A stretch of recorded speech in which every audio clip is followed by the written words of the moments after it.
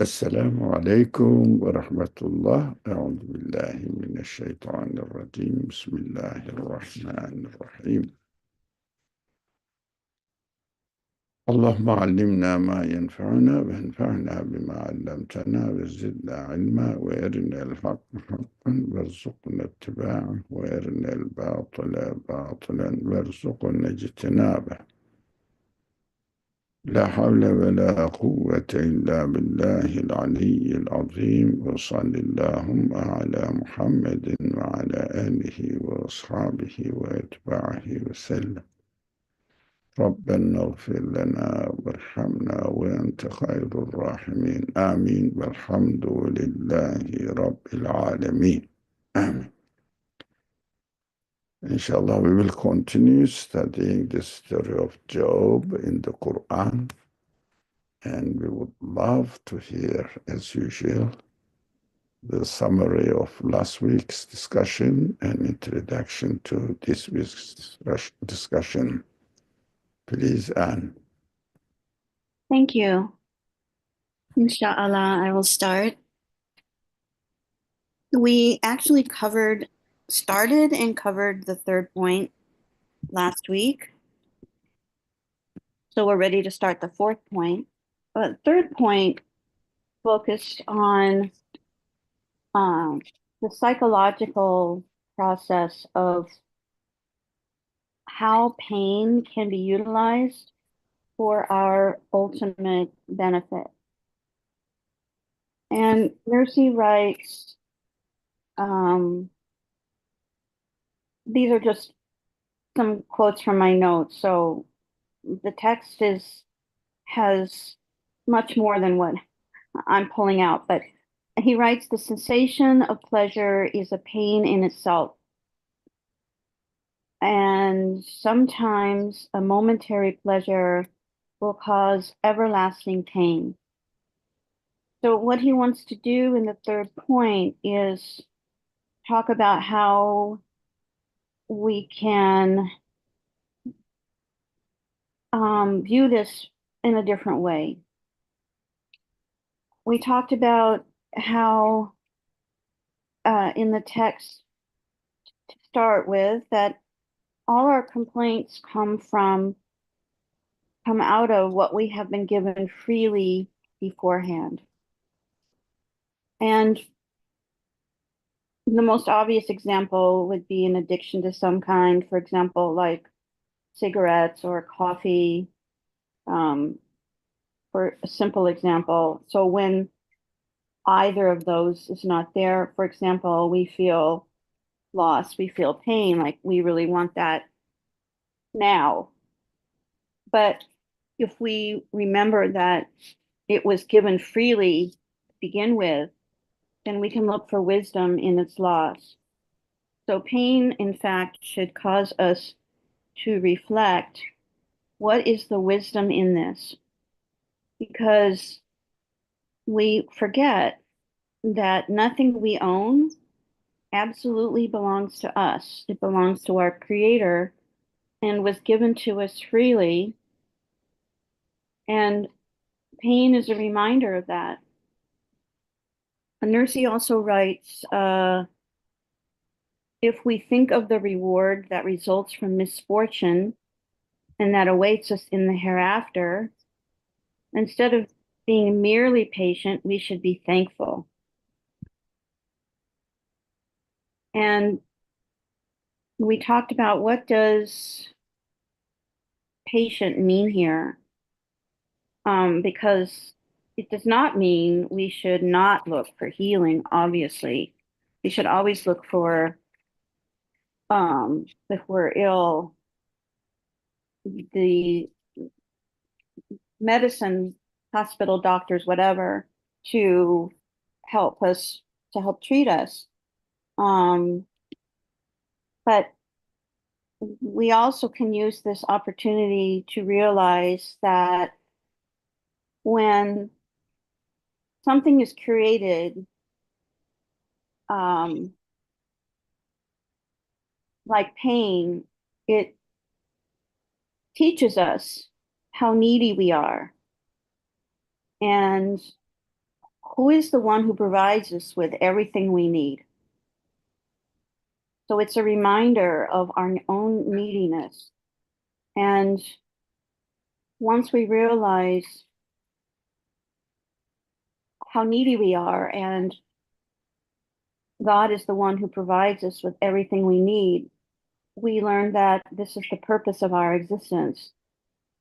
And I have underlined in my notes that this experience is priceless. And we added to the text, praise be to God for every state other than unbelief and misguidance. So um, we should look for lessons in what God treats us, even if that is not something we want or something that we think is good for us.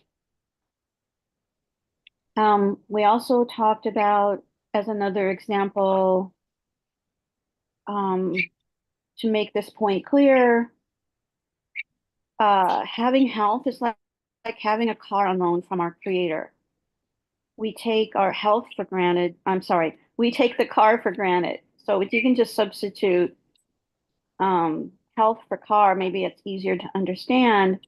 So, and then we have it for a while and it's taken away and we complain. And Nursey is saying here that instead of complaining, we should be grateful because it's a reminder of who the most generous one is. And furthermore, we realize that in this world, we are not alone and lost, which is easy to feel with so much emphasis in modern culture of secularism and materialism. But if we are needed to be given reminders that we are not alone and lost if we realize who our owner is. And then through that, we realize the purpose of our existence. We become more connected to our source of existence. And one of the last paragraph in the third point, I don't think is particularly intuitive. So we talked a little bit more about it. Nursey writes that it is commonly said that misfortune is long lasting. And long lasting, we emphasize that in the text. So he continues to say, indeed it is, but not because it is troublesome and distressing, as people customarily imagine, but because it yields vital results, just like a long life. So the question was, well, first of all, what do we mean by long lasting? And what do we mean by vital results like a long life? And so when we're feeling misfortune, uh, long lasting here is it's up to the person who is experiencing it. It could be 15 days. And during that period of 15 days, we may feel like it's 15 years. But if we realize through that pain that uh, our purpose of existence, that we have an owner, then we can be secure in our own existence. And that is like having a long life. So that's my understanding from the text last week. If anyone, well, I know Brother Ali will add to it.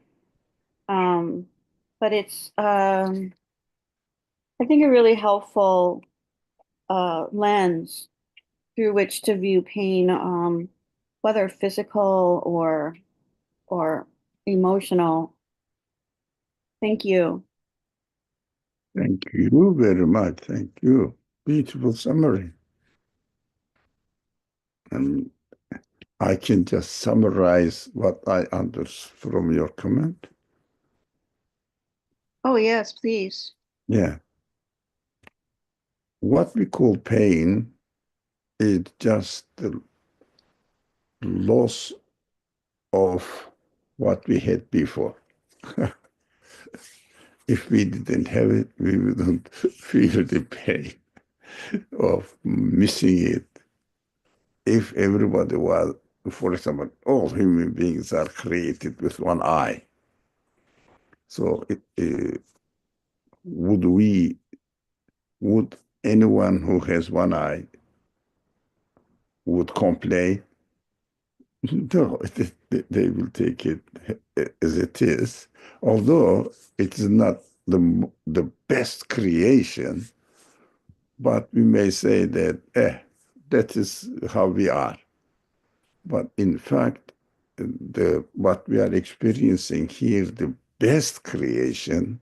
So if someone is created for any reason, from birth or as a result of an accident in his lifetime, has one eye and he starts complaining it, just by comparison.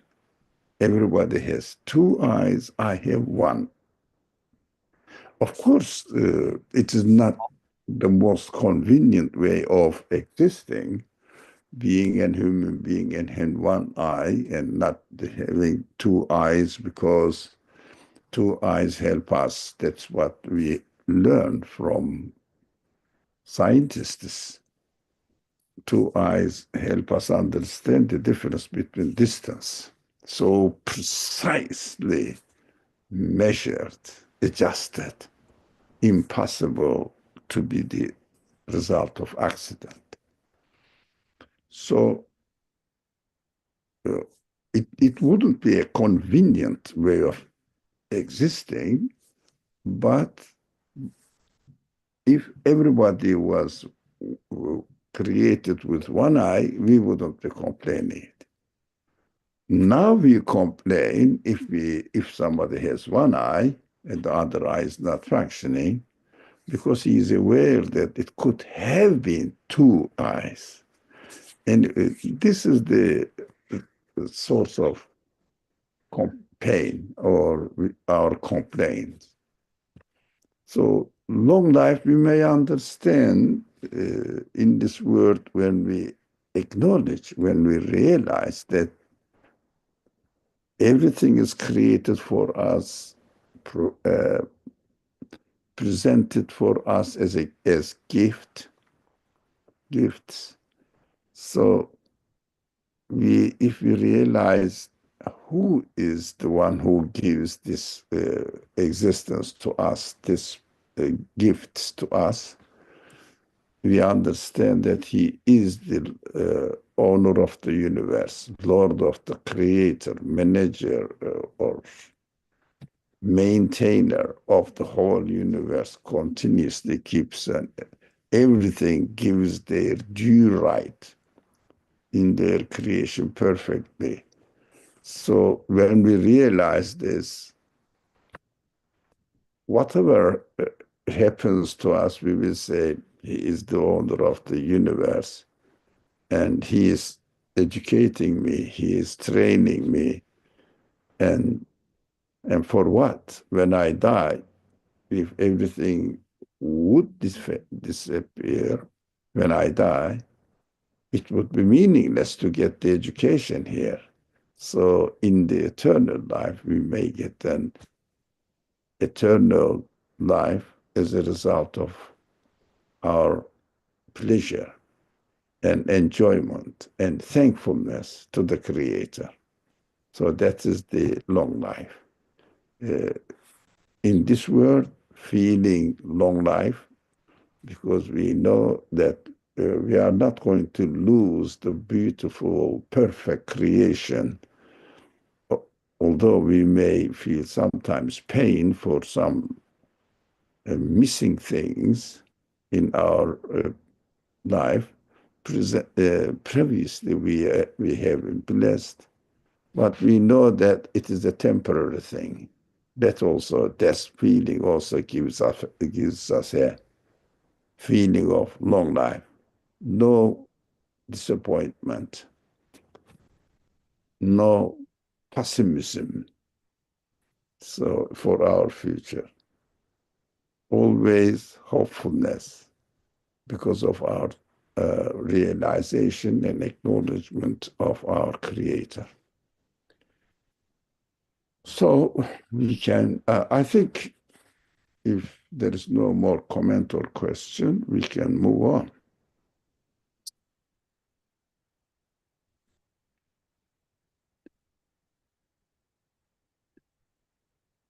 Okay, I'm ready to read if seems to be Yes, no. inshallah.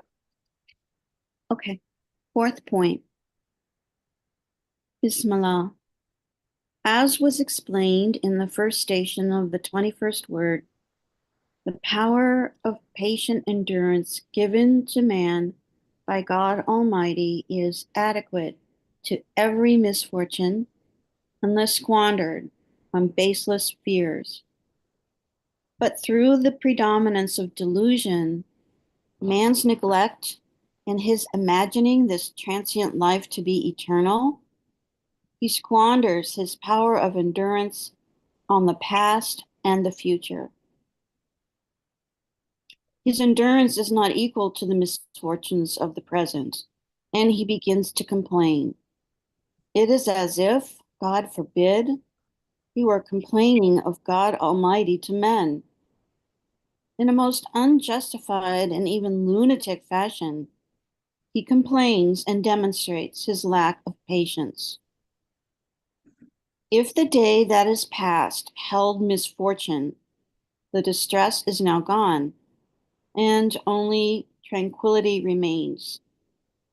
The pain has vanished, and the pleasure in its cessation remains. The trouble is gone, and the reward remains.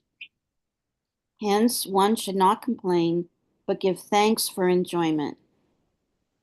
One should not resent misfortune, but love it. The transient life of the past comes to be counted as an eternal and blessed life because of misfortune. To think upon past pain with one's fancy and then to waste part of one's patience is lunacy. Hmm. There are some points to Yeah, a lot of points. uh, would like we would like to hear your comments. I do have one comment that occurred to me Yeah. about not squandering our power of endurance on the past, which is what, and the future, but this paragraph is talking about the past. Um, that, and the next paragraph is talking about the future. But if you Mhm. is what he's saying here, um, can you go up just a little bit? Now, I think it may help to read. Oh, to keep reading? Okay, I can do that. Yeah. Okay. As far as days yet to come are concerned, since they have not yet come, to think now of the illness or misfortune to be born during them and display impatience is also foolishness. To say to oneself, tomorrow or the day after, I will be hungry and thirsty, and constantly to drink water and eat bread today is pure madness. Similarly, to think of misfortunes and sicknesses yet in the future, but now non existent, to suffer them already, to show impatience and to oppress oneself without any compulsion is such stupidity that it no longer deserves pity and compassion. No. Did it help to understand what the author meant by past and future? Future one I find easier to understand than the past. Hmm. Um, so I'm thinking of if where he writes, if the day that is past held misfortune, the distress is now gone and only tranquility remains because the pain has vanished. I'm thinking about situations where that may not be true. Um, some severe, um, for example, I can give an example of when when men in particular go to war, and they develop severe trauma Mhm. from the experience, and they come back and try and have a quote unquote normal life, but the trauma is so severe that it needs a lot of intervention. It's not a matter of not thinking about it. It's actual damage. So post-traumatic stress disorder in particular is what I'm thinking of. That distress doesn't go away once that misfortune is over. It scars you. So I'm not sure how Nursey would address that type of situation. Now, it's a very legitimate question, a reasonable question. I never thought of this side of the problem. So I thought normal side, the trauma is Oh, exceptional. it's the first thing that occurred to me. Look, trauma is a kind of creation or life experience of Right.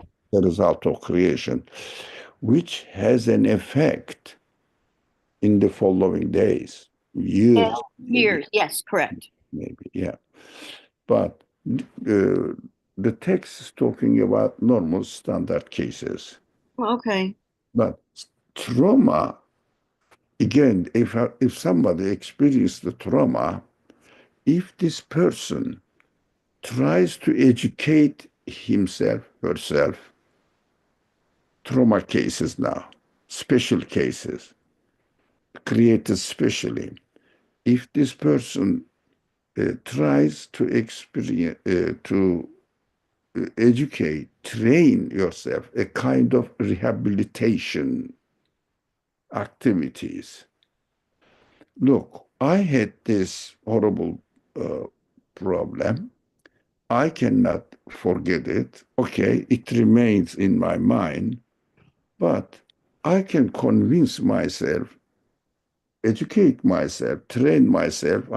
It's a kind of rehabilitation. Rehabilitation. It happened in the past and gone. I cannot do anything anymore. Just, teach himself, herself. Teach. It's past. Why should I still have it? But we know that psychologically, for example, if something in our body damaged before, this damage takes some time to cure. You know, typical, simple example, to cut your hand, it doesn't cure immediately. It takes some time. That is how the gradual creation is presented or is being experienced in this world. We are experiencing gradual creation. So if someone keeps telling to himself, herself, this happened in the past. It's gone. It's gone. Why do you keep reminding it? I know uh, it has an effect in the future, but this is a kind of the stages of gradual creation that if the person tries not to attach importance what happened to what happened in the past more and more and more, I think the effect of trauma, uh, after he is convinced in his subconscious, after his trauma happened, it became maybe less and less effective, depending on the intention of the person, insistence of the rehabilitation period. Sudden curing is not possible. The psychologists know it very well. That is a special case.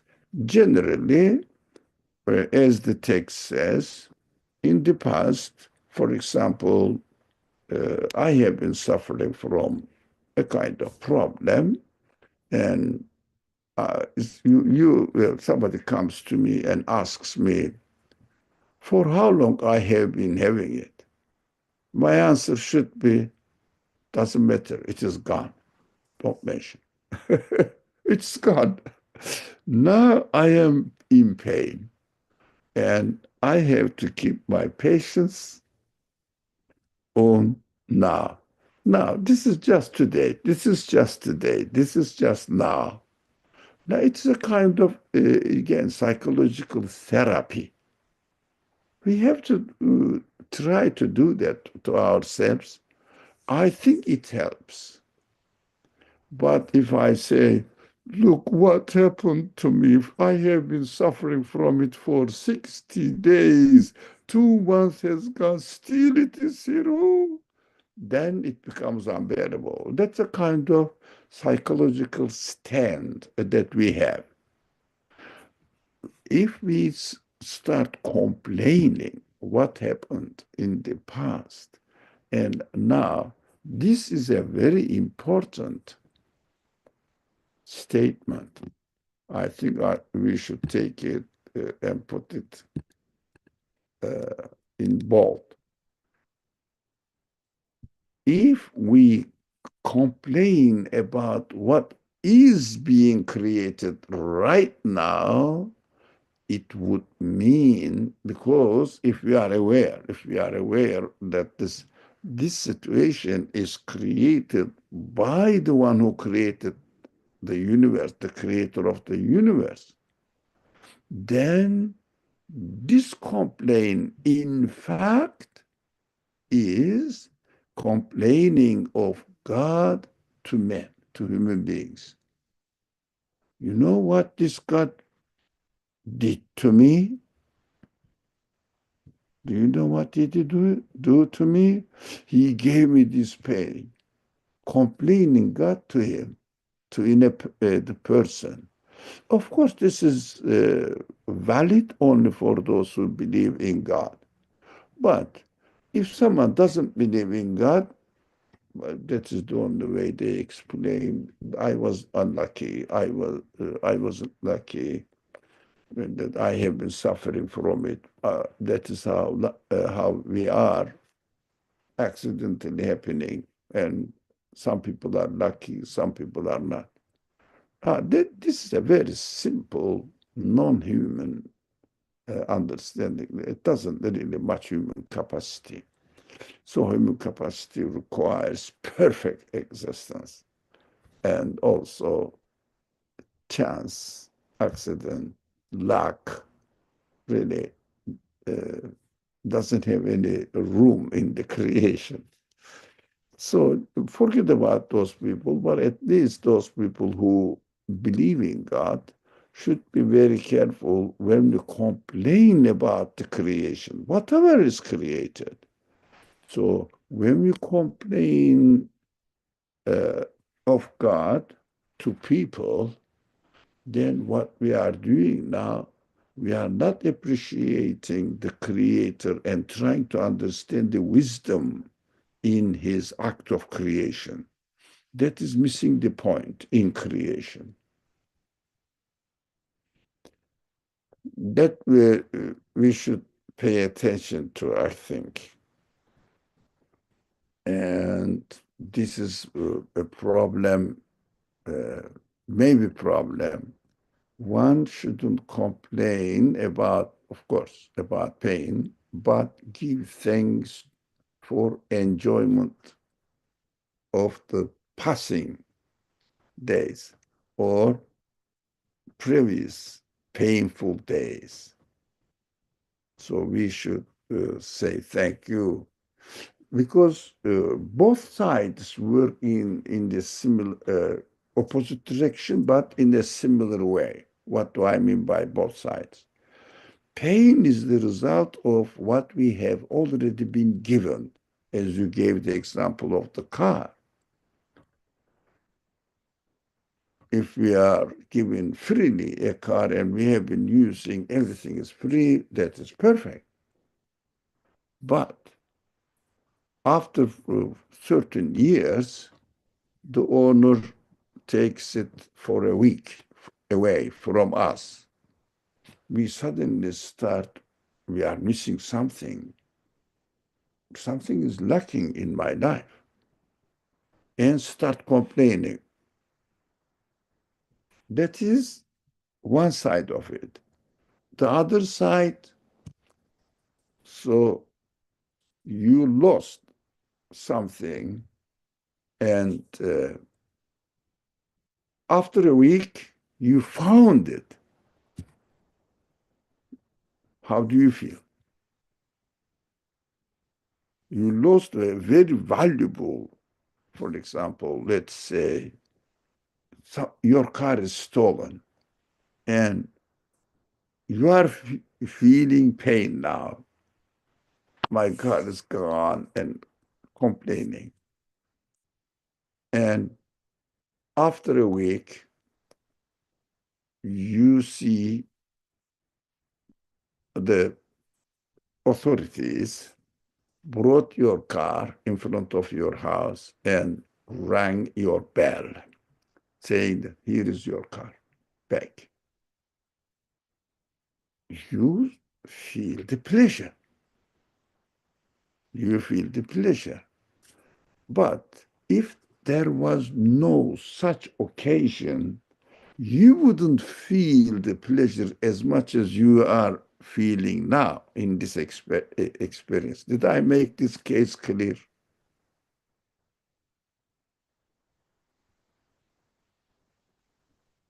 Yeah, you do. It's very helpful. Thank you. Yeah. So uh, experiencing that the pain is gone is the source of pleasure. So we have to, of course, we have to look for the wisdom in the creation of painful days or painful events. Now, looking for the wisdom and trying to learn it.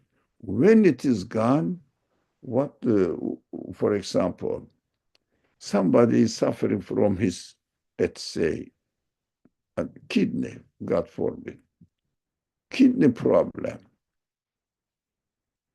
or realizes that, oh, I drink all liquid and eat something, of course, with liquid, and they are drained perfectly. All the useful things are remained in my body and utilized, perfectly distributed to the elements of my body as much as they need, adjusted, measured perfectly. This element should go to this cell. This element should go to another cell. So the another cell needs another element that is perfectly distributed. What remains unnecessary is completely cleaned out through what? Kidneys, liquid ones. Kidney. Oh, I understand. My kidneys are so important, so important. If the doctor tells you, for example, don't drink this, it causes the kidney problem. So through your illness, you learn this now. Of course, you would like to share this experience with those people, those people you love. You say, hey, you know, I learned this through the pain problem in my kidneys. I have been doing this, and doctor said, no, don't do it. Stop it. You shouldn't do it. You shouldn't do it. Kidneys are very important. I suffered before. I know how painful is it. It is. So what we do now, we advise other people not to do it because we appreciated the value of this beautiful experience. That is why we say, Alhamdulillah, I learned the importance of kidney, and it is gone now. That is pleasure. We understand it easily. This is a way of enjoyment of passing the painful days. But this is not that much easy. One should not resent misfortune, but love it. Are we going to love misfortune? What do you think? Love misfortune. Are we going to ask God or look for occasions to have some uh, unwanted, undesired things to happen to us so that we will love it? No. It is obvious, isn't it? We don't. We don't want it. We are created not to want it. That is how we are created, and that means God wants us not to like it, not to want it, not to choose it, choose to get it. But at the same time, if it is created as a result of choice of our Creator, we should try to love it, although it is very difficult. I know it's very difficult. We should try to love it after it is created. After it is created. Again, I'm emphasizing on it. As a result of the decision of the Creator, it is a conscious Creator. He is the creator of the whole universe, perfectly arranging anything and purposefully creating everything. There must be a purpose in it. Try to benefit from it. Purposeful creation. So, since God gave you this, He is teaching you something. He is not the one who is expected to torture you by creating painful things, misfortunes that we don't want. He is not a torturous creator. Look at the universe. Everything is freely given to us, prepared for us freely. So there must be wisdom. So maybe during the painful days it may be difficult, but at least, I'm saying, at least, theoretically, we should love it. If we can not really practically love it. Theoretically, we should say, look, this is what I need to learn. That is why my Creator has given it to me. I think this is the one case in our life explains it perfectly. This is the worst scenario that we can experience in this world. What is this? Death. When we die, if we really realize that we are not going to disappear from existence, when we die, we will be transferred into a permanent life. permanent existence and perfect existence if we acknowledge the Creator and ask from Him, He will say, okay, I will give it to you. If we don't ask Him, no. Again, the car example may help us. Car example, your car example. Somebody gave me a car and he said, if you use this car honestly, don't misuse it, and never forget it is given to you. Don't proclaim ownership over it. Now, you understand the capacity you have. God creates us with this capacity to know this reality. So he says, but if you turn your back to me, as the Quran explains it this way, this means, this is the way of teaching the Quran. Don't turn back. Don't turn your back to the owner of the universe, to your creator. It means ignore me and say that this is my car. I just happened to have it. Accident, but I was lucky. I was lucky to be a human being in this world. So, in this way, that is how I am. Accidental happened. Forget about it. And he says, if you do that, then I will take the car from you whenever I want. This is my property. And then, if you had not acknowledged and denied me and ignored me and proclaimed the ownership of the car yourself, or accidentally happened to you, and you were just lucky, then I would tell you, okay, go and ask luck, accident, to give you another car. I won't give you. That is the promise of the Creator. Those people who are aware that one day will come and the car of our life will be taken away. If they don't acknowledge the Creator and say that accident, then when they die, they won't be given another car again. They will always experience the lack, missing the car, lack of car, lack of car. That's called hell in the Quran.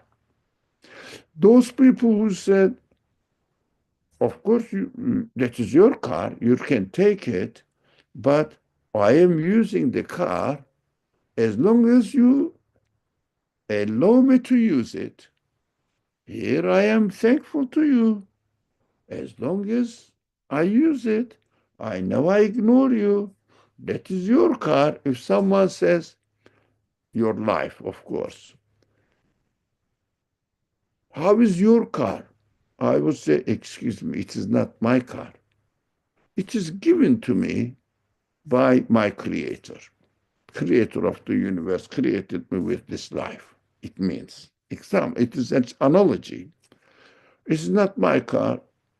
My generous owner has given it to me. And if he takes away, he promised me that he will give me a permanent car. But just be honest, he asked me. And I am honest. Because in our creation, we know that definitely this life is given to us. Either by chance, natural development, or by a conscious creator. Take your side. Follow whatever makes sense to you. And then, when we die, we understand the car is going to be returned to us. And the Creator promises, yes, I will. Because this promise is in our feelings. I love to have my life car permanently existing. That is how I am created. This is a promise of the Creator. So, how are we going to love the misfortunes? Sometimes our car has problems, mechanical problems, for another type of problem. And I know the owner of the car is reminding me that, look, you cannot maintain the car yourself. So if I say, hey, the owner of the car, you are taking care of everything, take care of this one as well. Ah, by having this problem, let's say, simple example, mechanical problem, if I ask the owner, that is your car, please take care of it. I acknowledge that I cannot do anything. Modesty is the source of reality, human reality, and understand the best way of appreciating the reality of our existence. Accept it and refer it to your creator. And he says, okay, take it to this mechanic, to hospital, and car hospital, life hospital, analogy. And just ask the doctor, the mechanic there, to treat it. It is free. So God says, okay, follow it, experience it, and this experience teaches me that I am not the owner of my life. I am not the one who is taking care of my life. The owner of my life is taking care of my life. That is why whatever the owner of the car creates to or makes to the car, he must be teaching me something. Definitely, he is just educating me. That is why we need to love the misfortune after it is created, not before. So, but I said this needs a deep explanation or large explanation. Maybe it helped this example or not. That's how I could do it. So the transient life of this part is I'm going to stop now. The transient life of the past, of course, for the believers, comes to be counted as an eternal and blessed life because of misfortune. Why? My car had some mechanical problem, not spiritual problems, mechanical problems. So mechanical problems. And because of this mechanical problem, I turned to my creator and said, only you can cure it. You are teaching me that I was about to forget it or for some other reasons. You are teaching me that this car belongs to you and only you can take care of it. I can't. I refreshed my mind now. I've refreshed my understanding and I refreshed my covenant with you. Please let me know what to do in order to repair this mechanical problem. And he definitely shows the way. Go and take this medicine or go to the experts, ask them. I employed them for you. So benefit from their experiences, etc. That is why we will understand that eternal and blessed life becomes available for us. Why? just because of this misfortune, we were pleased with the creator of this misfortune. If we are pleased with the creator of this misfortune, we will experience happiness in this world because my creator is educating me, training me, preparing me for my future life. So only the believer can get the pleasure out of this misfortune. Of course, non-believers are out of question. They will say, I am not unlucky, and complain. To whom? To, I don't know, accident or nature, whatever they have in their mind. So that is what I have to share with you.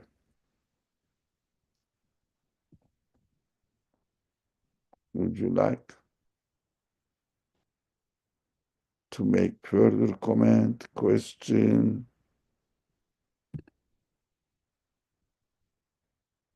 Um, I'm debating whether I should bring up an example that um, is extreme, but um,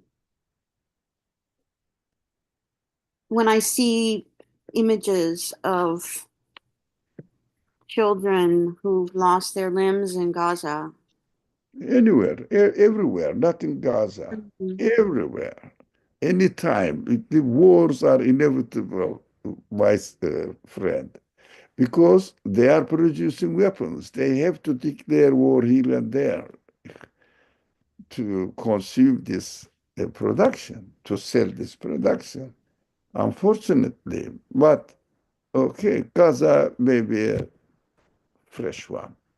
Yeah, so this is where this becomes tested.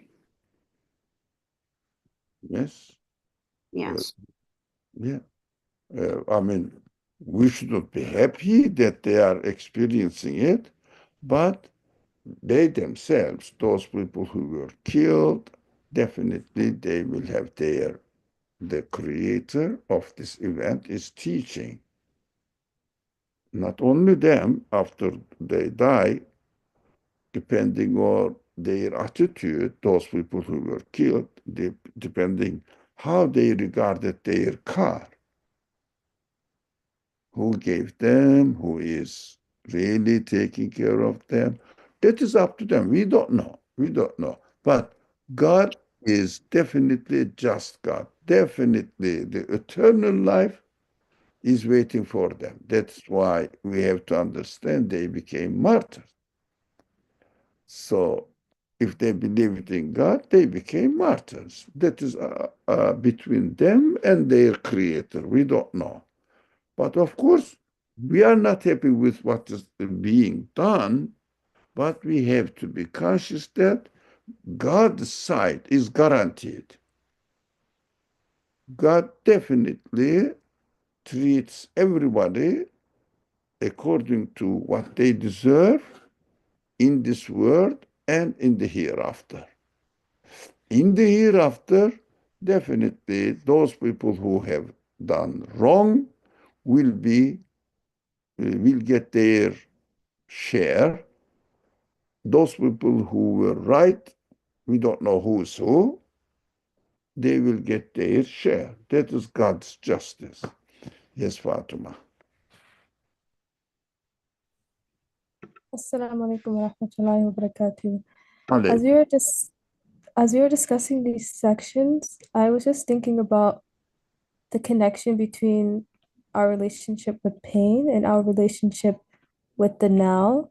Like what it seems like to me is that most of our pain either lingers on or amplifies in the past when we ruminate about it or we start attaching judgments on what the pain was, or if we anticipate it in the future by saying, oh, tomorrow I'll be hungry and thirsty, for example, or I'll be hit with this misfortune. But I feel like as we settle more, like in the present, sometimes the pain kind of disappears. Like I've noticed when you kind of just let the existence happen, or I don't know, like when you really sit with it, it kind of fades or it doesn't feel that tough.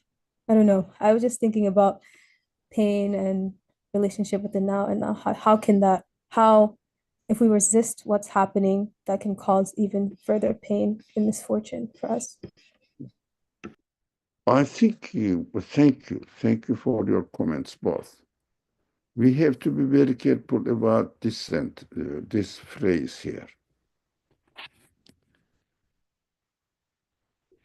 Our feelings towards the wrongdoers, whoever they are, our feelings to wrongdoing is to be practiced in this world. But we should not turn this feeling to the creator of the event, who is God, why he created it. You don't know God's mind, do you? We don't read God's mind, do we?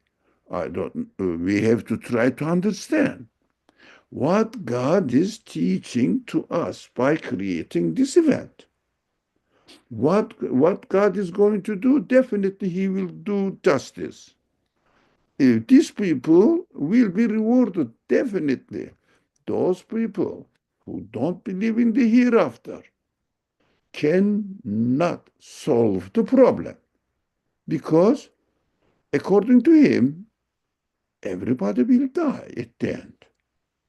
And they will say, death is the equalizer, according to them. No, death is not the equalizer. Death is the passage to the day of judgment. God will definitely reward or punish whatever they deserve. That is God's side. If you like, that's God's business. We have to look at the case and see what we can do and get lesson from it. Get lesson from it. Whatever the lesson you can get. But be honest. Don't listen only one side and cover the mistakes of the people as well. Understand honestly, what is God teaching us? Yes, Fatima.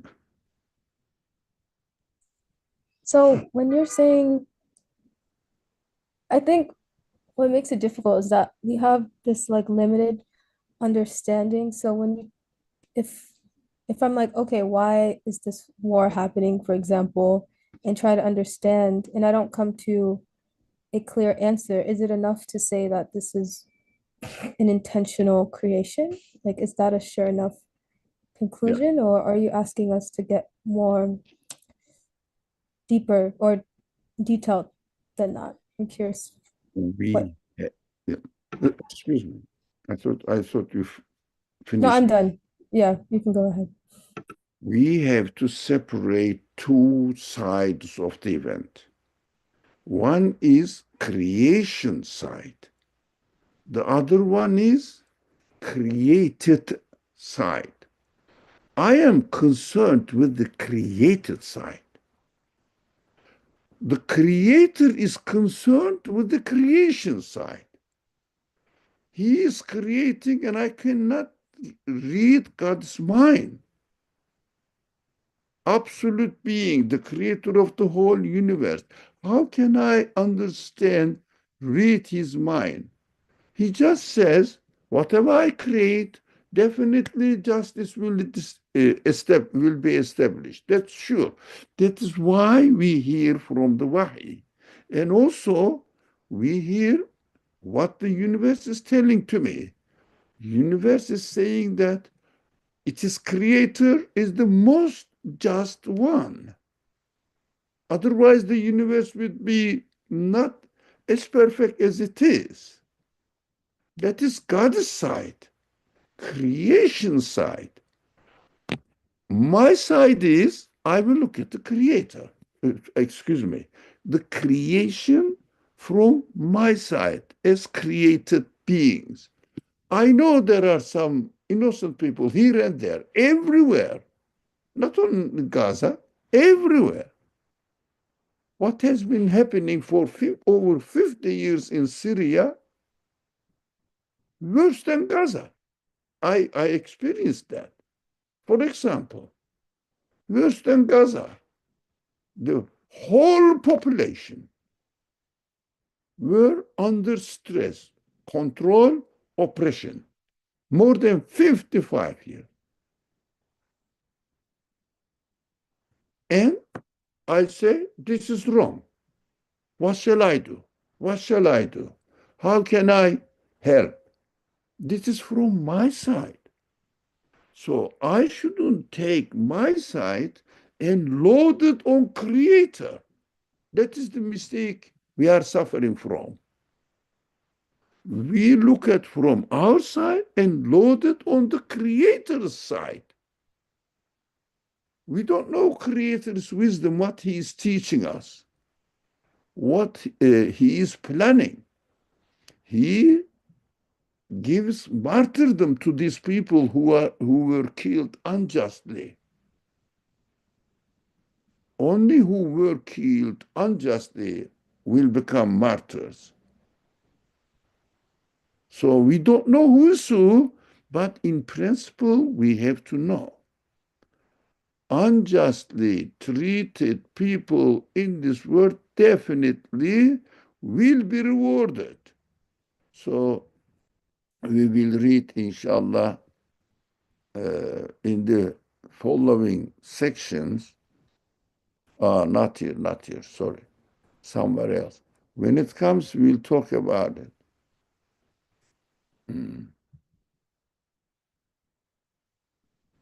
Yeah. We will talk about it. The subject will come when the subject comes. Definitely, God rewards those people who were treated unjustly by people in this world. God doesn't mean war, but God creates human beings with free will. Some people deny, even some people, let alone killing men, killing human beings.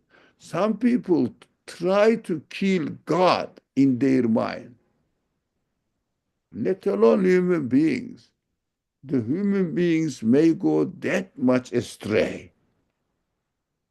They are free, but the result is not free, cannot be free. This perfect creation cannot turn to be meaningless when we die. Impossible. That is why God is saying, teaching me that definitely life after death must happen, because this life is not full of, this life is full of injustice caused by people. So we know that there must be hereafter. There must be a day that everybody will get what they deserve. Definitely. That's what God's plan. We don't know how his plan is, but theoretically we know his plan is based on justice. This world and the hereafter. So those people who do wrongdoing, definitely they will get what they deserve. Definitely, no way to escape. God is the one who created them and gave them the freedom. We cannot ask God, please, God, don't give free will to these unjust people. You cannot command God, the creator. Yes. Oh, I'm thinking about what you just said, that um what you just said a moment ago about unjust God, please treat these people unjustly. Sometimes we don't want to wait for the hereafter to see that, but No, yeah, no, we can, we have to, yeah, because we may think that we are more clever, more just than God is, the creator of the universes. It is wrong. God is the one who gave you the sense of justice to be established in this world. Never forget this. God is the one who gave you this sense that justice must establish. How the one who created you with this sense will contradict himself? That is just wrong way of thinking. So what we have to do, we have to do it. Learn and do it.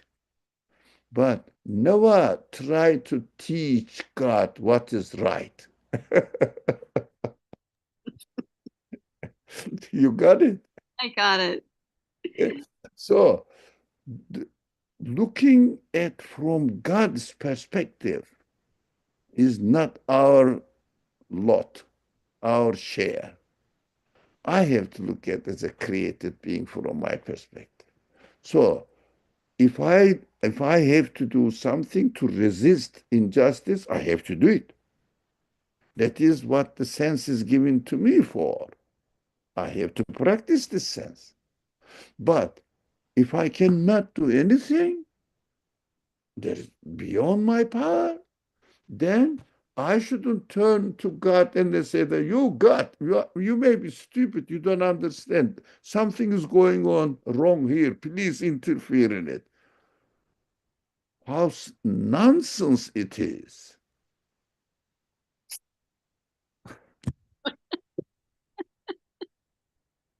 We have to calm down. We have to trust God, but do our portion. That is the balance. Do our portion as much as we can, but never turn. There is an expression in Islamic literature. You know this arrow, uh, the arrow and Oh, the bow and arrow? an arrow, yeah. When you are angry with the unjust people, now take the arrow to hit them. People, don't, they say, it's very famous saying in Islamic literature, don't, when you are angry with the unjust people, what they are doing, don't turn the arrow to God and try to hit him. You can't. That's that's really good. I like that. Yeah, thank you very much. I It love was that us. a lot. Thank you It so is much good. for sharing that. So, I don't know, Fatuma, what do you think? I love it. I'll keep it in my head, inshallah. We have to calm down. But as far as God is concerned, we have to calm down. But we have to, if you like, hate people who are doing injustice and do something against them as much as you can. Now, we shouldn't hate God. We should hate the unjust people. Freedom is inevitable. Freedom is inevitable in this world. The universe, we call it the university example, students are free. Some people never attend the class. They are free. After the graduation day, they will know what had been doing during the school days. Don't worry. Some people struggle, learn, do their recitments in time, present the teacher, attend the classes. You think that they are struggling a lot. you will see the reward on the day of graduation. You will see it afterwards, how successful they will be in the rest of their life. So school administration knows it. Don't worry about it. Everybody is free. Education is free. Every student is free. But the result is not free. The result, everybody will not get the same degree in graduation. No, everybody will get exactly what they deserve. Inshallah. Wassalamu alaikum. The time is really up. But thank you so much for this. It's extremely, extremely helpful. Inshallah. Thank you very much. I mean, your questions are helpful. Alhamdulillah. Alhamdulillah.